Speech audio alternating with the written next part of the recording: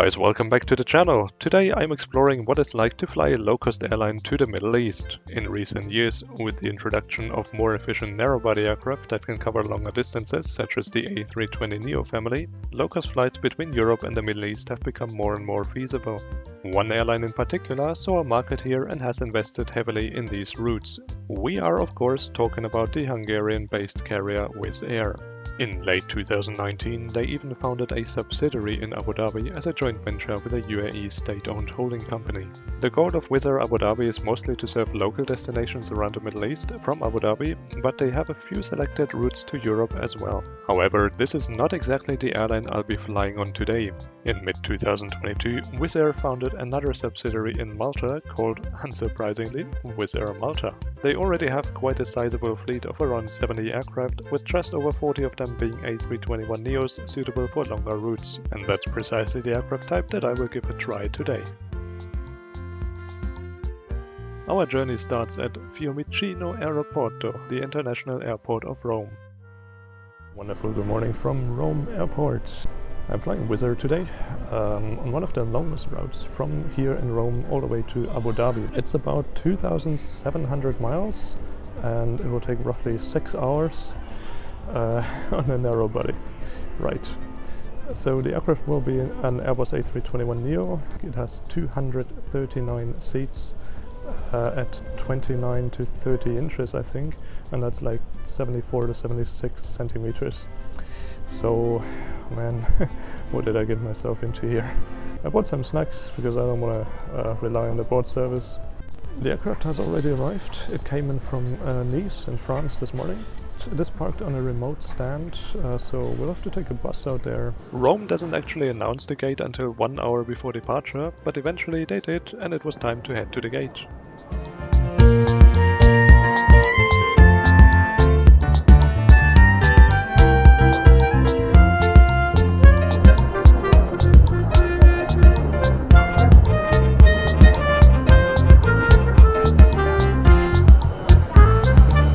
Boarding started on time and passengers were rushed onto a bus to the aircraft. As I got the first glimpse of my ride today, I wondered what the experience will be. Will I survive or will I be completely battered on arrival? Stay tuned to find out.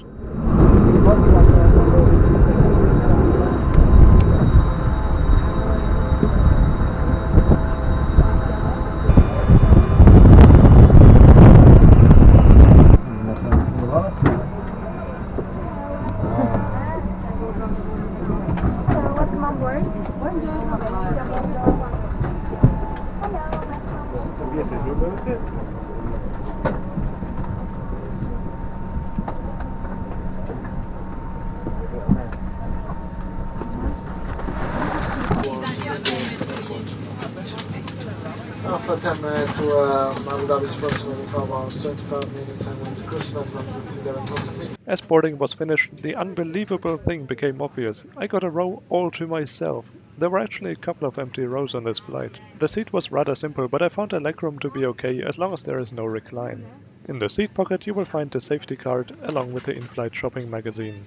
It is our great pleasure to welcome you on board this Wizz Air flight with destination Abu Dhabi. Our flight will take approximately 5 hours and 25 minutes.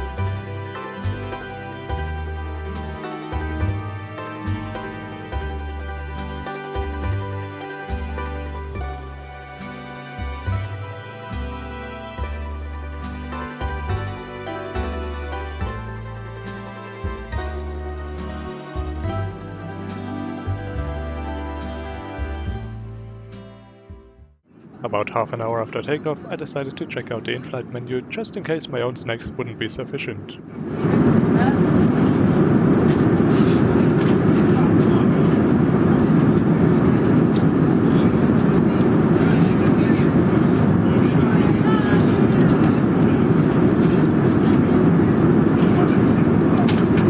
They had sandwiches for 5 to 6 euro, soups for as little as 3.5 euro and pasta for 4.5 euro. The prices were quite decent, but of course it depends on how big the portions are. So, about 40 minutes into the flight now, and just passing the southern tip of Italy.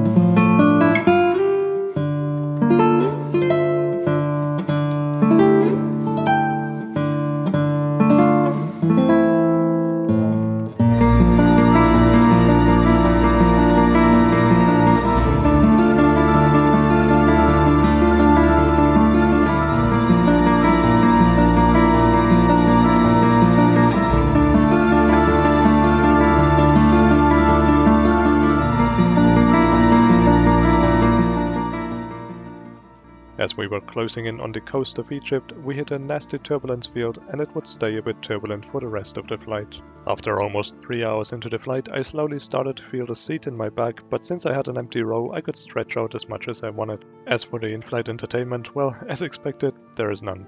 No Wi-Fi and certainly no IFE screen. I was mostly listening to music and watching pre-downloaded Netflix episodes on my phone. But as we crossed the northern parts of Saudi Arabia, I was reminded that the best entertainment on any flight remains the window view.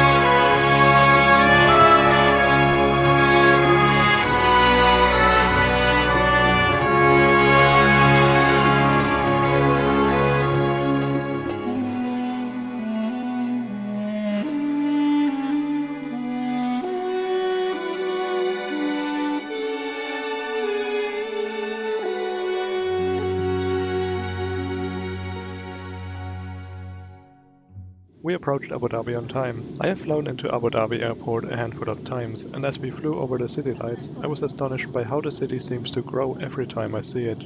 The sky was clear, there was little wind as it seemed, and we were turning in for landing from the southeastern side of the airport.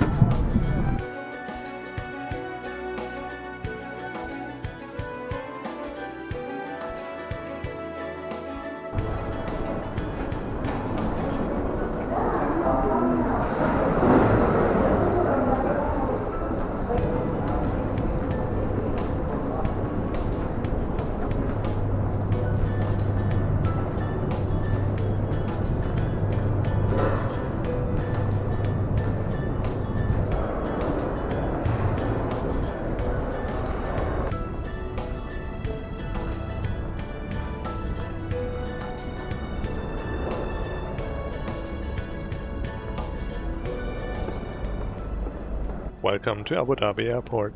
Since I had a flight planned the following morning, I did not go to the city, but chose to stay at the Premier Inn right next to the terminal. Should be right here. Let's see.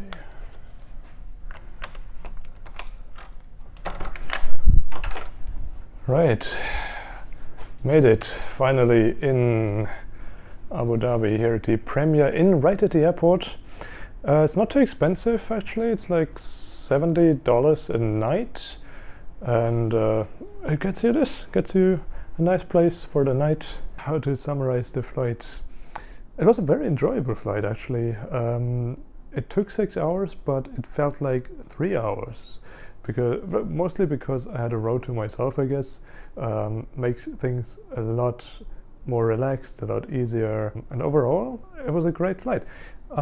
Would I do it again? Well, it depends. I wouldn't necessarily seek it out, but if the price is right and the timing is also like more convenient than other airlines, I would go for it, yes. But fingers crossed you always get a row to yourself, otherwise it's a bit tight. I'm getting a bit tired now, so I'm gonna take a shower and then go straight to bed. For tomorrow in the morning I have another flight coming up on Etihad, so see you then.